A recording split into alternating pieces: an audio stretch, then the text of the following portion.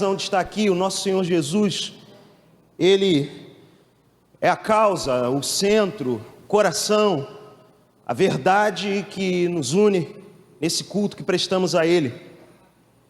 Seguimos buscando estar alertas e preparados nesses dias que antecedem a volta de Jesus, hoje voltando as nossas atenções contra as sutilezas do entretenimento religioso. Eu quero abordar esse assunto com vocês, mais uma vez, com muito temor e tremor, sobretudo por se tratar de uma das pautas constantemente abordadas aqui na igreja pelo Bispo Weber, e eu quero trazer um olhar de como devemos nos posicionar diante dessas propostas à luz da palavra de Deus. Qual deve ser uma postura que se opõe à proposta do entretenimento religioso, ou daquilo que também podemos chamar de divertimento religioso, e termos uma vida que, como uma reação a isso, não é uma vida ressecada, entristecida, amoada, não, mas uma vida cheia do Espírito Santo, uma vida alegre pela presença de Jesus na nossa vida, como uma resposta a essa proposta de banalização dos princípios mais elementares da nossa fé. Eu peço que você abra, por gentileza, sua Bíblia na primeira carta de Paulo aos Coríntios, capítulo 11. 1 Coríntios, capítulo 11.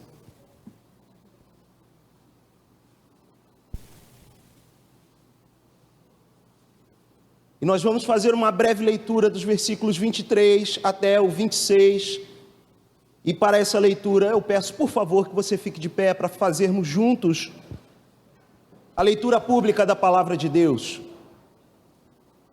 1 Coríntios capítulo 11, versículo 23 a 26.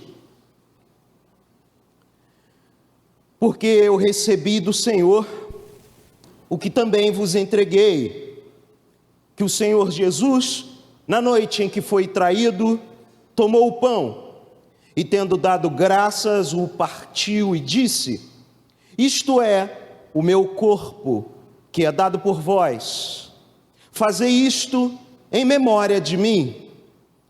Por semelhante modo, depois de haver ceado, tomou também o cálice, dizendo: este cálice é a nova aliança no meu sangue. Fazei isto todas as vezes que o beberdes em memória de mim.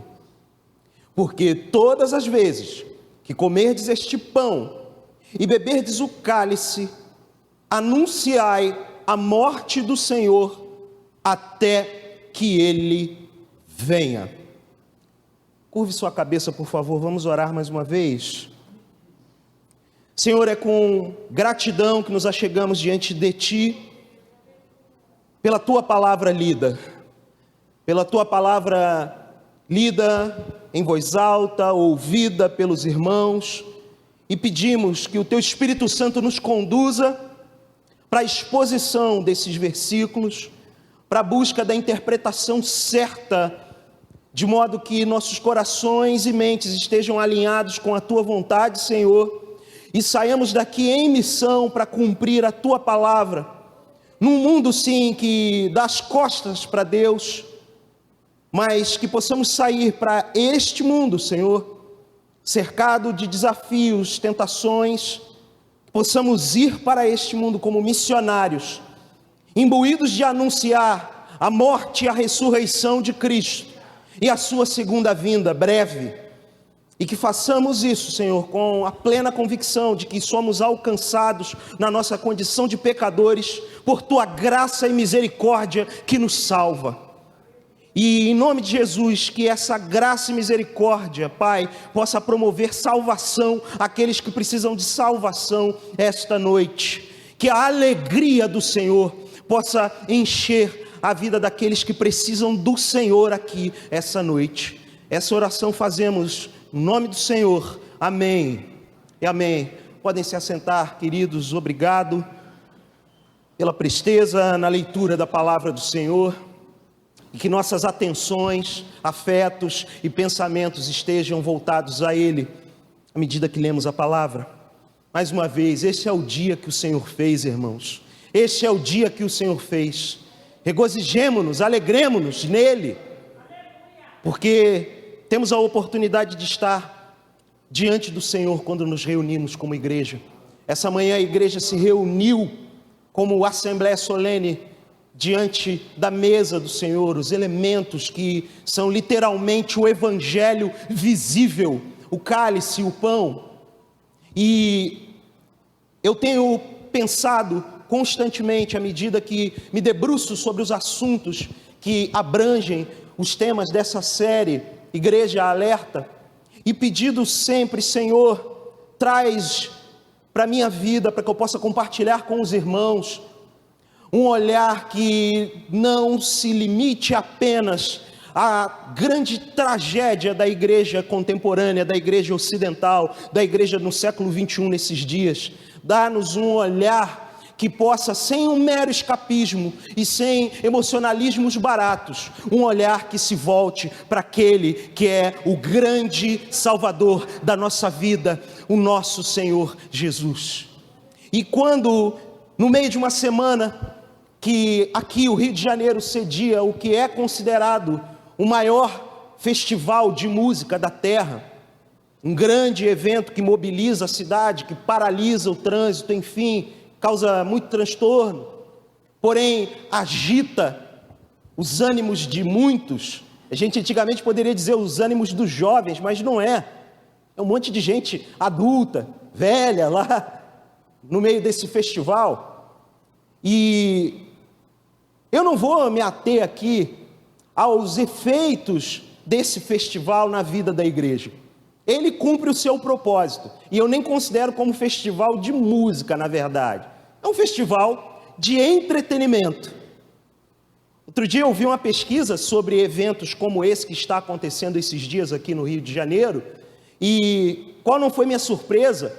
Que o que chama a atenção dos compradores de ingressos desses tipos de eventos, necessariamente não são para ver as bandas ou artistas que se apresentam neles, mas sim para usufruir de uma espécie de grande parque de diversão que é instalado nesses espaços onde os festivais acontecem. Então o alvo das pessoas é muito mais o evento em si do que os artistas e aquilo que se pressupõe a ser arte que se apresenta nesse evento. Então é escancaradamente a ideia de se divertir, de se entreter.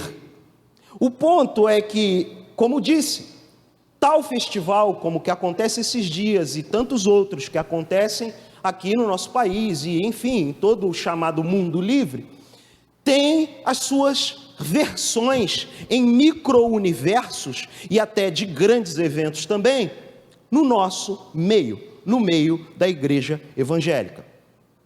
Nós, como disse no início, nos primeiros minutos aqui dessa mensagem, temos sido alertados desde o púlpito dessa igreja a respeito das grandes armadilhas por trás desse tipo de proposta no meio da igreja.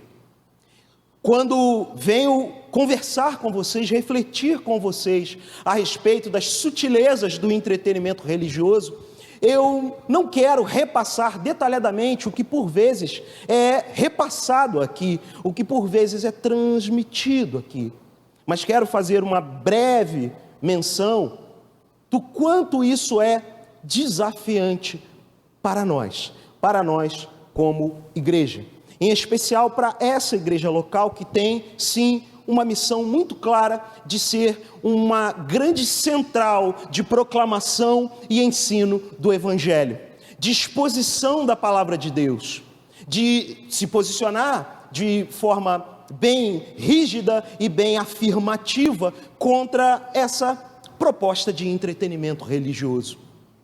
O fato é que o mundo como é hoje, em pleno 2022, faz com que muitas congregações, para desafiarem, para vencerem o desafio de permanecerem funcionais, de permanecerem recebendo pessoas, em especial das chamadas novas gerações, entregam-se a tais propostas.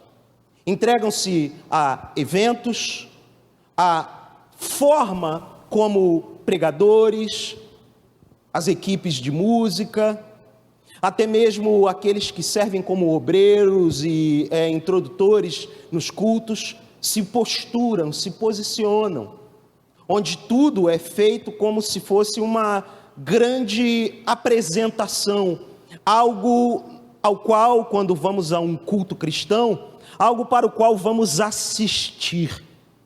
E nesse ajuste fino que eu quero começar a fazer, nessas primeiras palavras dessa mensagem, é considerar com muito zelo, respeito e amor pela sua vida, a não usarmos a expressão eu vou assistir um culto, porque por vezes nós usamos isso na nossa linguagem corriqueira. Poxa, eu não assisti o culto hoje.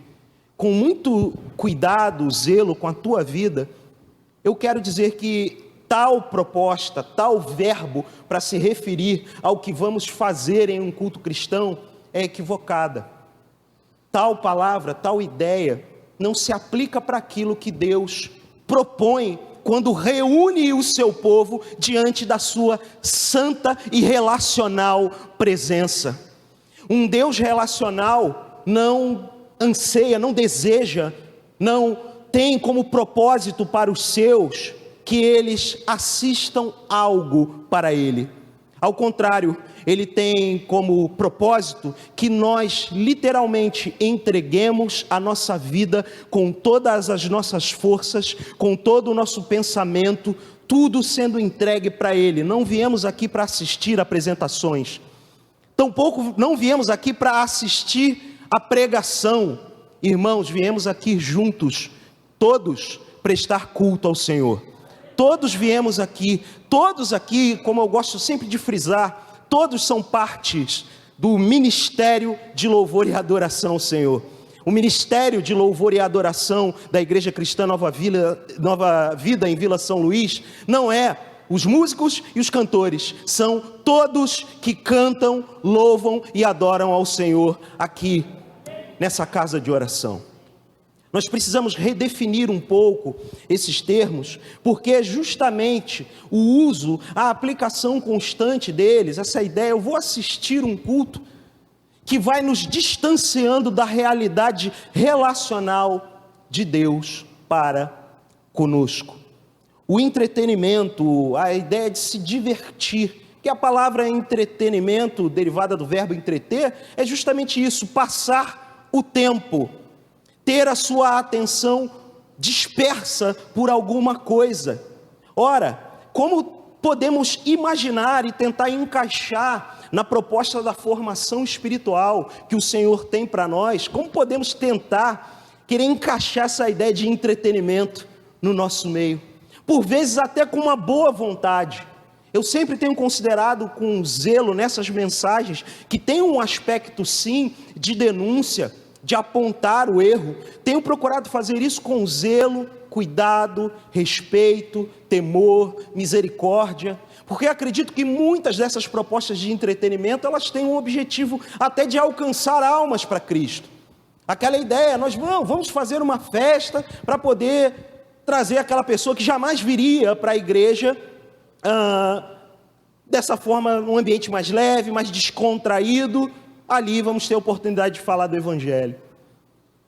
O ponto é que isso, com o passar dos anos, ao longo do tempo, vai formando uma cultura, um jeito de ser, uma maneira de se posturar e de expor o que se pensa e o que se crê aos outros. Então, se nos entregamos a uma proposta de entretenimento religioso, podemos correr o risco, irmãos, de esvaziarmos de significado aquilo que é mais precioso quando nos reunimos como igreja.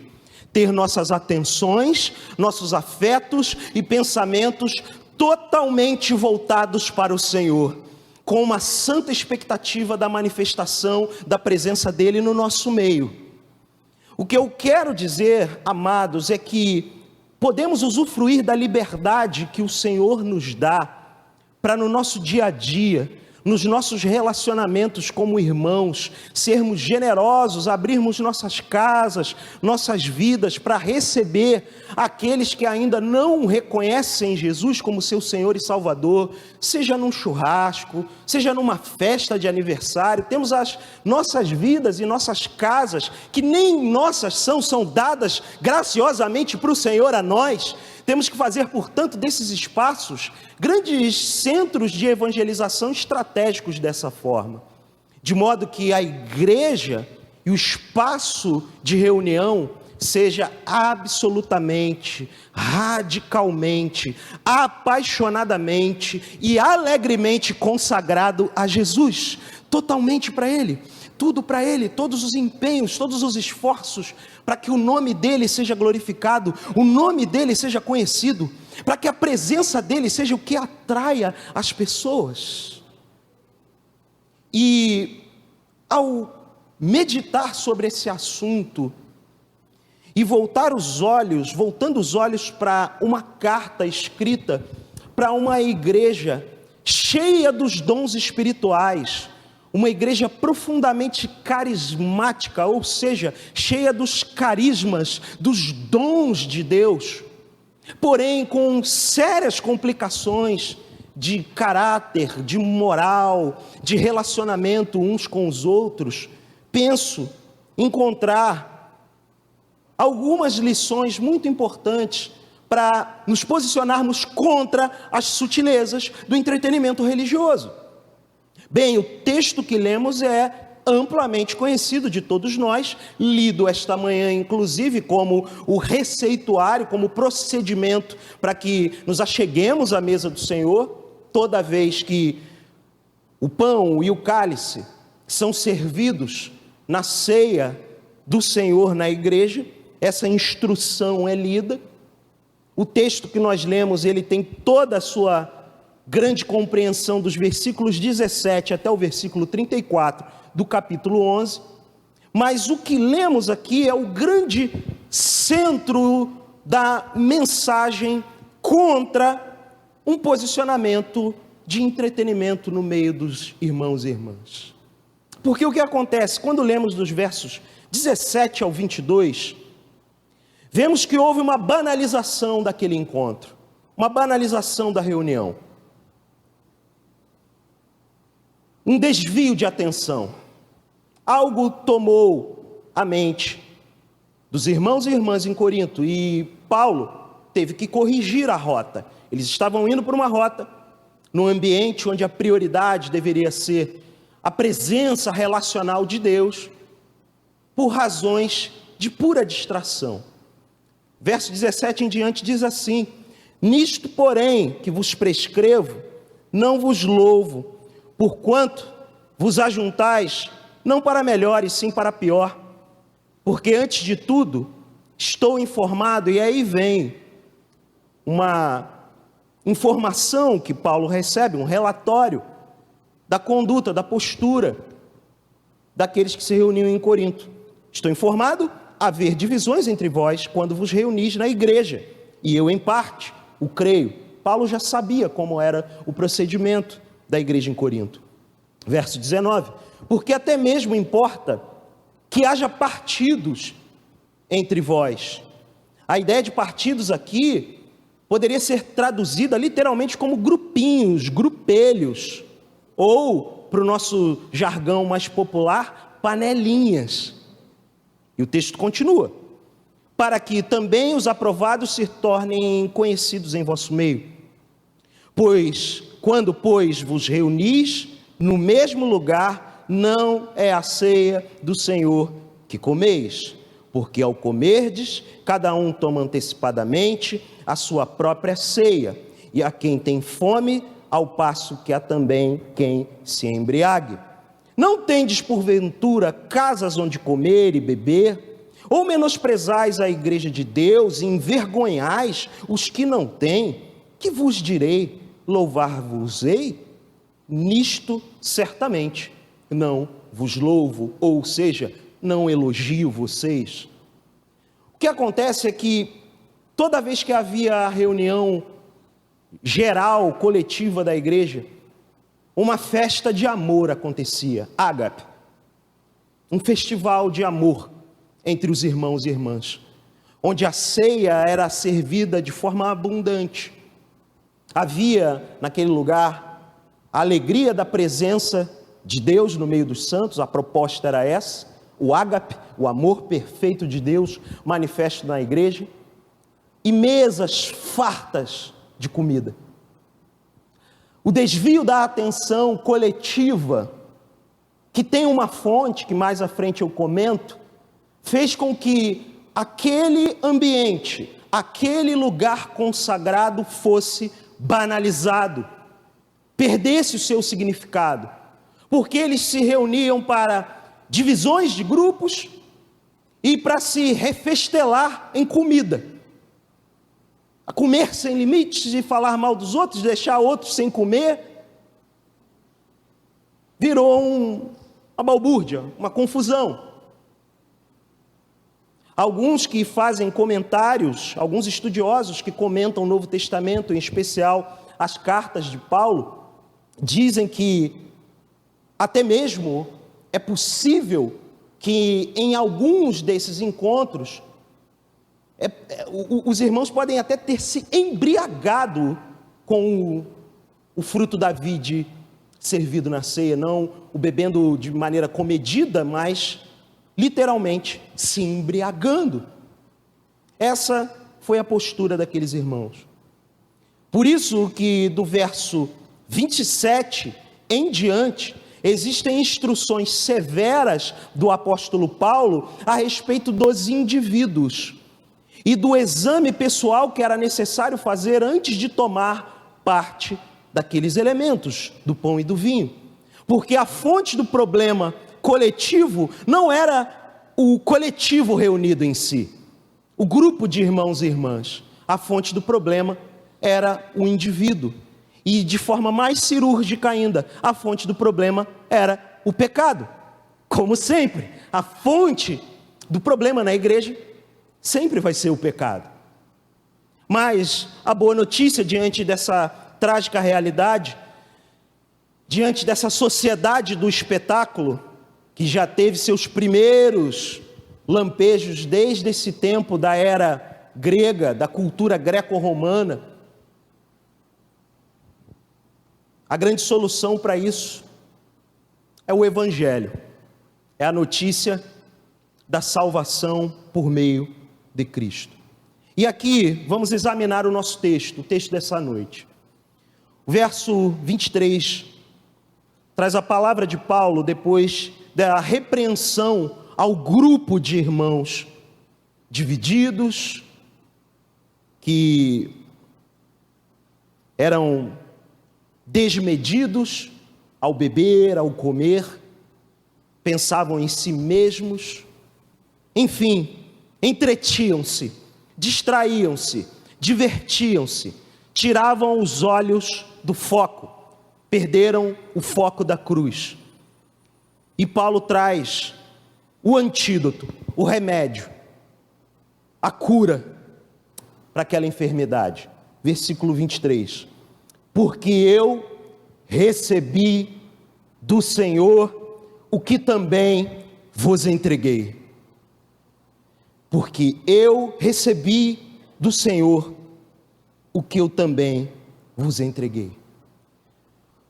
Um antídoto, portanto, remédio para nos livrarmos de qualquer tipo de tentação ou inclinação ou entretenimento religioso, é entender que tudo o que vivemos como igreja simplesmente é algo que recebemos do Senhor de forma pura, é entregue por Ele, recebemos do Pai, recebemos do Filho, recebemos do Espírito Santo, é transferido misericordiosamente por aqueles que Deus separa para serem servos da igreja, por meio da pregação da palavra, por meio do serviço que é manifesto pela proclamação e o ensino da Sagrada Escritura, por meio do serviço dos diáconos que servem à mesa da igreja.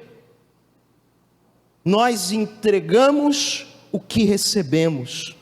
Paulo diz: eu recebi do Senhor o que eu também vos entreguei.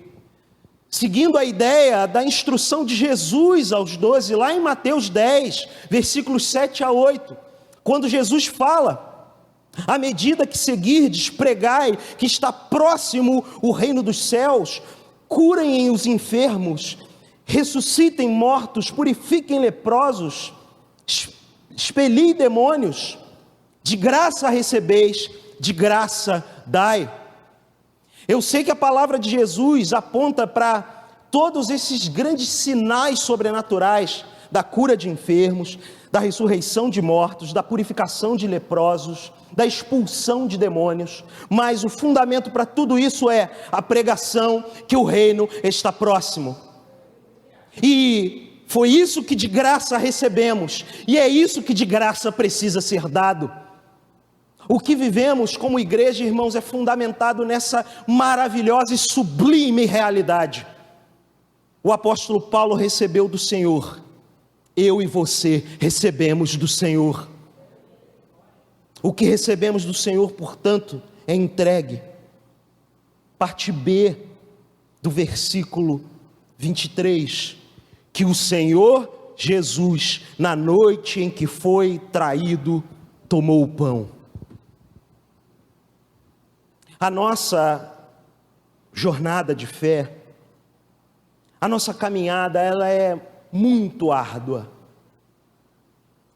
porque seguimos alguém que viveu uma árdua jornada na terra. Nós como cristãos, nós que queremos afirmar isso: Jesus é o meu Senhor, é o meu Salvador, eu tenho a minha vida entregue a Ele. Precisamos saber, precisamos ter a clara consciência de que trata-se, como profetizou Isaías, de um homem de dores, de enquanto completamente homem, alguém que sofreu. E o versículo 23, parte B, mostra isso. O Senhor Jesus, na noite em que foi traído, tomou o pão. Versículo 24, e tendo dado graças, o partiu e disse: isto é o meu corpo que é dado por vós.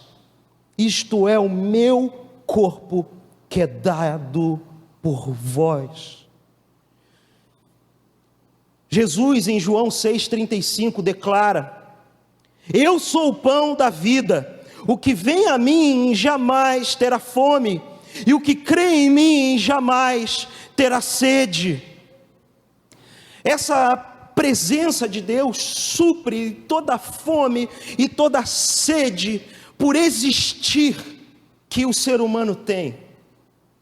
No fundo, a busca por entretenimento, a busca por se distrair, ela, na verdade, aponta para uma grande fome, uma grande sede que todo ser humano tem. Fome e sede de existir, de significado, fome e sede de aliviar-se das dores, um desejo de ser satisfeito, de ser atendido. Eu penso que a igreja passou pelo que passou e ainda de alguma forma passa nesse tempo, desde março de 2020, com essa grande crise sanitária que assolou o mundo. Eu creio sim num juízo de Deus, num alerta de Deus para nós nesse tempo. Penso que o entretenimento religioso tomou de tal forma a igreja, de maneira geral, onde tudo aqui está muito fácil, está muito prazeroso, é muito bom, é muito agradável, eventos cheios, casa cheia. Essa lógica de espetáculo, volto a dizer, tomou conta da igreja.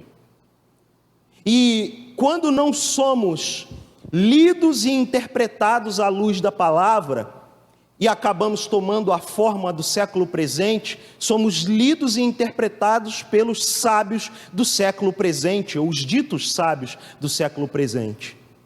Esse conceito de sociedade do espetáculo, ele parte de pensadores desse tempo. pensadores desses séculos, dessas décadas, para ser mais exato. Mas o fato da igreja ter se imiscuído, ter se misturado com essa lógica, leva-nos a simplesmente ser encaixotado, ser colocado nesse viés. Parte da sociedade do espetáculo. Parte daqueles que simplesmente assistem cultos, vão a programações, e aí se a programação no lugar A não agrada, ele vai para o lugar B. É como se fosse uma troca de canal. Aqui não está legal, aqui não está me agradando, então peraí, eu vou mudar. Ou simplesmente vou continuar tocando no automático, por inúmeras razões. E meus irmãos, irmãs, povo de Deus, gente querida, nós precisamos lembrar que a igreja, acima de tudo, é sobre Jesus, não é sobre nós, não é sobre essa fome e essa sede particular e individual que nós carregamos, porque precisamos crer, como diz a palavra em João 6,35, como uma forma de interpretar 1 Coríntios 11, 23 e 24, crer na declaração de Jesus a respeito de si mesmo: eu sou o pão da vida, o que vem a mim jamais terá fome, e o que crê em mim jamais terá sede. Enquanto não vamos a Jesus, enquanto não cremos nele, simplesmente entregamos a nossa fome e a nossa sede para a lógica consumista desse século, e nos portamos simplesmente como clientes, simplesmente como aqueles que são atendidos, e não como aqueles que são servos. Lembro das palavras do avivalista Leonard Ravenhill, que diz de forma muito oportuna: nestes dias, a maior preocupação nossa é: estão todos satisfeitos? O propósito de Deus para nós não é que experimentemos felicidade, mas santidade. O fato, porém, é que a sensatez deu lugar à insensatez. Embora Paulo, escrevendo a Tito, tenha recomendado, percebam, tanto a jovens como a velhos, sejam sensatos. Não há dúvida de que hoje precisamos novamente nos pôr de joelhos e escalar a colina do Calvário, assim em oração, e contemplar a cruz com atitude de humildade e adoração. Primeiro a igreja terá que se arrepender, depois o mundo se quebrantará. E aqui eu marquei a frase de Ravenhill: primeiro a igreja terá que se arrepender, depois o mundo se quebrantará. Amados, para que de fato atraiamos aqueles que precisam ser alcançados, não precisamos oferecer bandejas de entretenimento, de diversão para o século presente. Antes temos que nos arrepender, dobrar os nossos joelhos na presença do Senhor, nos quebrantar de novo, porque o Senhor fará o trabalho que é dele. Primeiro a igreja terá que chorar, depois os altares ficarão cheios de pecadores arrependidos. E eu concordo com as palavras de Leonard Ravenhill, palavras proféticas, porque escritas há décadas atrás, ainda ecoam como verdades absolutamente pertinentes para os nossos dias. Precisamos, como igreja, crer neste que é o pão da vida, o nosso Senhor Jesus. E ele diz, no verso 24, mais uma vez: tendo dado graças, o partiu e disse: isto é o meu corpo que é dado por vós, fazei isto em memória de mim. A proposta do entretenimento religioso, ela tira a nossa atenção, e o que devemos ter, a postura que devemos ter em culto, em louvor e adoração, é uma postura de atenção, de olhos atentos, de ouvidos, audição aguçada. Estamos recebendo a palavra de Deus quando a palavra é exposta, mas também quando oramos. As nossas orações precisam estar afinadas, precisamos estar orando e clamando juntos como igreja, no mesmo propósito, uma só fé, um só batismo, um só Deus. Precisamos estar com as nossas atenções quando cantamos ao Senhor, quando cantamos as Escrituras, quando cantamos hinos que têm esse aspecto relacional, de poesias que apontam para essa relação íntima com Deus, o desejo de uma relação íntima com o nosso Senhor. Tudo precisa ser feito com atenção, de modo que a memória não pode ser trapaceada. E uma das grandes armadilhas do entretenimento é fazer com que a gente se esqueça das coisas. A gente se apega àquele momento vibrante, extasiante, esfuziante, e esquece daquilo que realmente marca a vida de quem segue a Deus. Ou seja, corremos o risco de esquecer do próprio pão da vida, da própria água viva. Corremos esse risco. Precisamos nos lembrar das lamentações de Jeremias no capítulo 3, quando ele profetiza: quero trazer à memória o que me pode dar esperança. As misericórdias do Senhor são a causa de não sermos consumidos, porque as suas misericórdias não têm fim, renovam-se cada manhã. Grande é a tua fidelidade, a minha porção é o Senhor, diz a minha alma, portanto esperarei nele.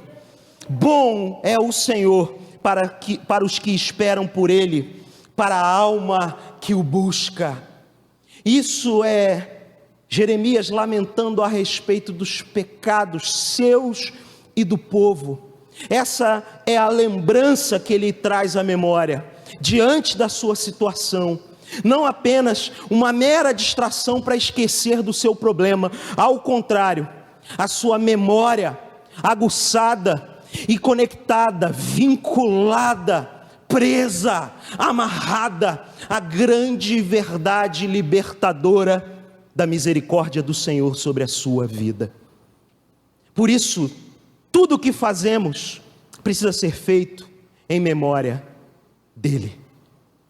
A ceia em memória dele. Alguns teólogos consideram que tudo o que envolve a forma como ceamos, ao partir o pão e compartilhar do cálice, deve modelar toda a nossa vida cristã. E eu concordo com isso. Toda a nossa vida cristã deve ser moderada por essa lógica de nos autoexaminarmos, colocarmos os nossos pecados diante do Senhor, de nos arrependermos, de dar graças a Deus e de sempre trazer à memória, fazer o que fazemos em memória dele, porque ao fazer o que fazemos em memória dele, trazemos à nossa memória o que, ou mais precisamente, quem nos dá esperança, que é Jesus. Por isso eu creio que devemos ter essa lógica litúrgica da ceia, do serviço da ceia, como um modelador da nossa prática diária de fé. É para não correr o risco da banalização e por toda a logística que envolve a ceia do Senhor, que a nossa ceia não é servida todo domingo em todo encontro. Mas o fato da nossa ceia, e eu dou graças a Deus da nossa ceia, é ter 2 oportunidades mensais aqui. Muitas igrejas é uma vez por mês apenas. Aqui temos 2. Mas isso não deve nos impedir de fazer essa postura da ceia ser a postura não apenas para vir para cada culto de domingo, para cada culto de quarta, mas a postura para ser o nosso culto diário. Quando acordamos, abrimos os nossos olhos, essa deve ser a nossa postura. Uma vida de gratidão, de entrega, de arrependimento e de que faz tudo em memória, trazendo a memória e em memória do nosso Senhor Jesus, daquele que pode nos dar esperança. E o verso 25 segue na mesma toada, a instrução de Paulo, prestem atenção.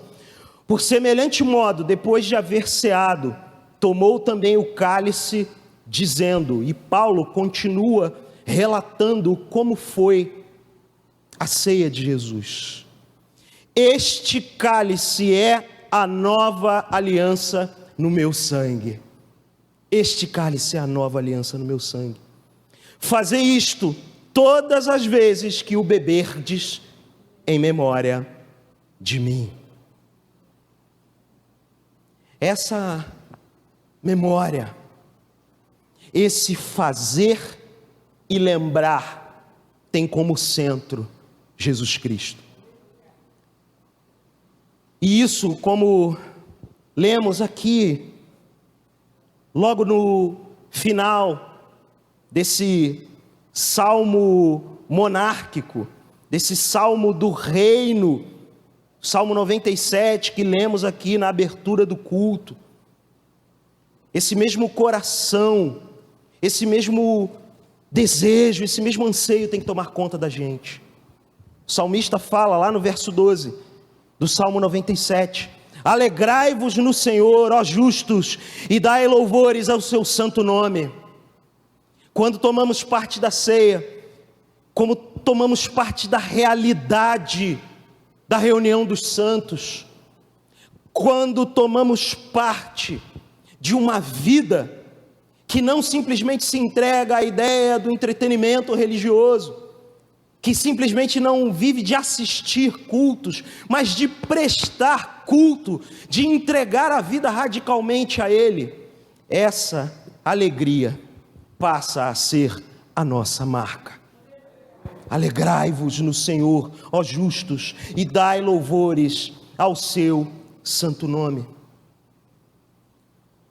E 1 Coríntios 11, versículo 26, encerra, esse versículo encerra com o porquê de que tudo isso é feito. O porquê o que é recebido é entregue, o porquê dar graças, o porquê trazer a memória, o que fazemos e o que lembramos, para onde converge, para onde vai.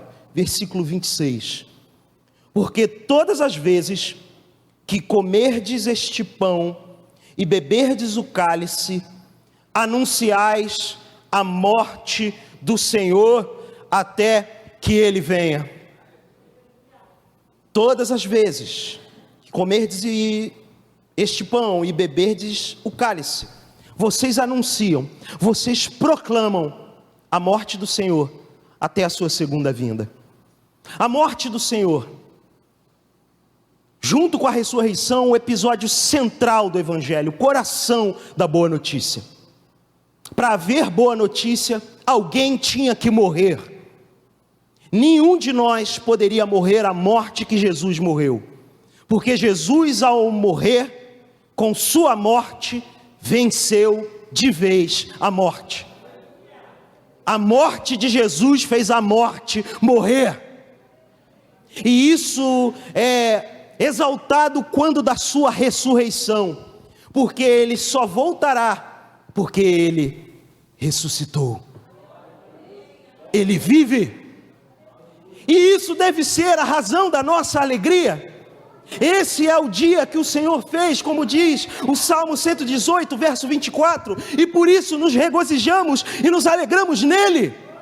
Quando temos essa convicção pela fé de que Jesus morreu a morte de cruz, foi sepultado e ao terceiro dia ressurge dos mortos, e agora está sentado à destra do Pai, de onde há de vir para julgar vivos e mortos, temos razão para nos alegrar, temos razão para ter a nossa fome e a nossa sede de existência, de significado, saciadas pelo Deus vivo, pela sua realidade, pela grande verdade da palavra de Deus e o grande poder do Espírito de Deus.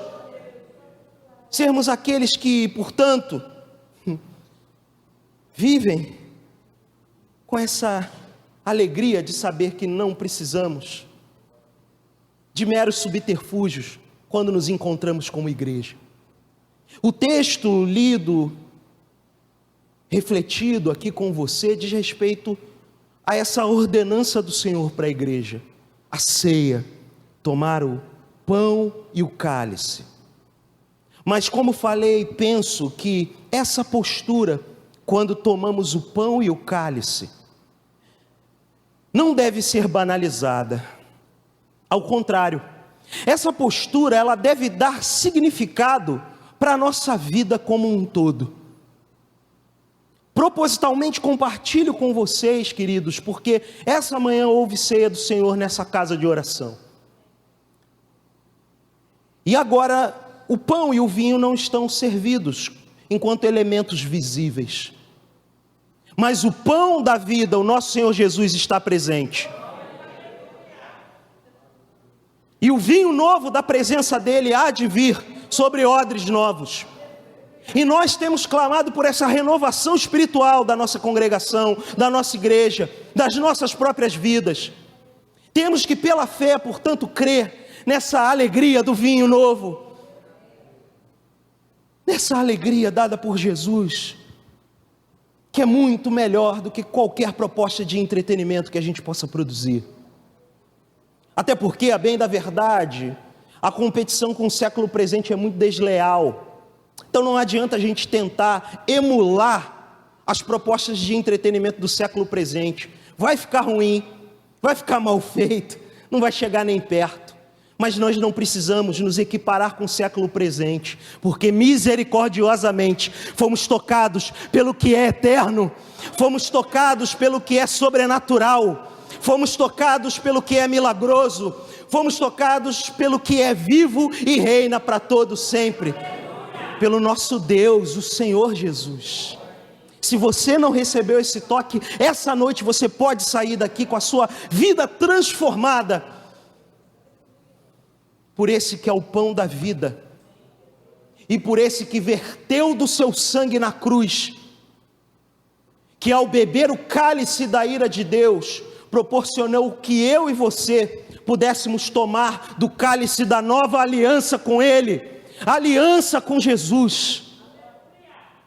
E isso nos enche de alegria, isso enche a minha vida de alegria, de razão, de propósito, de significado. Saber que temos um Deus que nos ama, sabermos que temos um Deus que precisa ser anunciado. Eu creio que temos pelo menos 3 implicações à luz do que nós lemos na palavra do Senhor essa noite. Em primeiro lugar, nós precisamos compreender, e isso pela fé, de que tudo que fazemos quando nos reunimos como igreja, deve nos dar essa alegria da salvação, fazer essa declaração que o Espírito Santo tem marcado aqui na minha mente, no Salmo 118, verso 24, este é o dia que o Senhor fez, regozijemo-nos e alegremo-nos nele, saber que esse é o dia. Sabe por quê? Eu não sei o dia de amanhã, eu não sei como será terça ou quarta ou quinta, eu sei o agora que eu estou aqui vivo, e eu tenho que dar graças a Ele e dizer, esse é o dia que o Senhor fez, Jesus. Cabe a mim, como um pobre pecador que foi alcançado por Ti, dizer, eu me alegro, eu regozijo em Ti, Jesus, nas Tuas doces misericórdias que me alcançam. Portanto, a primeira implicação é reconhecer pela fé que tudo o que vivemos, recebemos graciosamente dEle. O entretenimento religioso, ele cobra preço, e cobra caro. Cobra um preço caro humanamente e incalculável espiritualmente. O preço da alegria que recebemos em Cristo Jesus e na presença relacional dEle foi pago na cruz, amados. Foi dado por Jesus na cruz. Ele entregou a sua vida, o preço foi pago. Eu e você não precisamos pagar nada, recebemos dele, foi entregue por ele. Simplesmente nós devemos nos achegar e, como filhos na presença do Pai, receber o que dele foi entregue. A segunda implicação envolve a lembrança, lembrar. Nesse século presente, hedonista, curto-prazista, mais voltado para si do que para qualquer outra coisa, temos a tendência, até pela era da informação, do hiperdata, do excesso de volume maciço de informações que recebemos, a nossa memória tende a ser fragilizada e nos esquecemos da obra de Cristo em nós. Podemos nos esquecer do que há de mais precioso para nós, a obra do nosso Senhor na nossa vida. Portanto, a segunda implicação é lembrar. Por isso a importância de ter a postura da ceia como uma formação do caráter cristão no dia a dia. Fazer isto em memória de mim. Imagine que essa postura reverente da ceia modela a sua prática na hora de tomar decisões das mais simples às mais sérias. Imagine pensar que a sua vida como entregue radicalmente ao Senhor vai envolver como eu vou tratar da criação dos meus filhos. Eu vou criá-los fazendo isto em memória de Jesus. Eu vou tomar uma determinada decisão com o meu orçamento familiar em memória de Jesus, ou em memória dos meus desejos de consumo. No contexto dos filhos, eu vou tomar decisões a respeito da criação de filhos em memória do que eu vivi enquanto filho, ou vou fazer isso em memória de Jesus? Eu vou me relacionar com os meus irmãos na igreja do jeito que eu bem entender, ou de acordo com mágoas ou coisas que eu vivi em outros contextos, ou vou fazer em memória de Jesus? Conseguem entender o que eu compartilho com vocês? Fazei isto em memória de mim. É o princípio para nos achegarmos diante do cálice e do pão. Se temos uma vida totalmente entregue a Deus, uma vida de pessoas que seguem a Jesus, imaginem tomarmos as nossas decisões em memória dele, de modo que o nome dele seja glorificado, de modo que o nome dele seja honrado.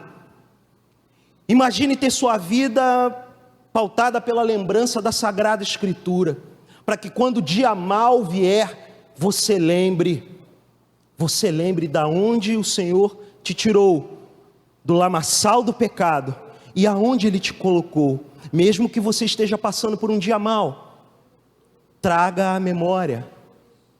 Portanto, o segundo princípio, a segunda implicação, para nos posturarmos alegremente contra qualquer tendência de entretenimento no nosso meio, entretenimento religioso, tem como fundamento uma memória cheia do Espírito Santo, para em todo tempo nos lembrar da palavra de Deus e nos lembrar da obra da cruz. E a terceira implicação envolve, consequentemente, aqueles que desejamos que conheçam Jesus. A terceira implicação é anunciar, é proclamar, porque o verso 26 bem diz: todas as vezes que comerdes este pão e beberdes o cálice, anunciais a morte do Senhor até que Ele venha. Quando temos uma vida, portanto, que tem nessa grande alegria, nessa indizível, inefável alegria da presença relacional de Deus, impactando e modelando a nossa vida, anunciamos a morte de Jesus até que Ele venha. Anunciamos Jesus. Não vamos precisar de artefatos, não vamos precisar de distrações, porque temos tudo o que precisamos, a presença de Jesus em nós. Que, portanto, isso, amados, possa nos orientar, nos animar sim, trazer ânimo, trazer alegria, em dias que eu sei que, como sempre falamos, não são tão fáceis. Na verdade, não são nada fáceis, mas não vamos nos entregar aos escapismos, não vamos tomar atalhos, vamos seguir o caminho. Porque como pregamos semana passada, só Cristo é o caminho, a verdade e a vida. E é a Ele que vamos seguir. E é ao lado dEle que queremos estar. E é dessa alegria que nós podemos experimentar, para a glória do nome dEle. Eu espero que em nome de Jesus, vocês possam ser cheios dessa verdade. Cheios dessa verdade. Saber que recebemos a nossa fé dEle. Que trazemos à memória Ele. E que anunciamos a Ele até que Ele venha. Por favor, ponha-se de pé.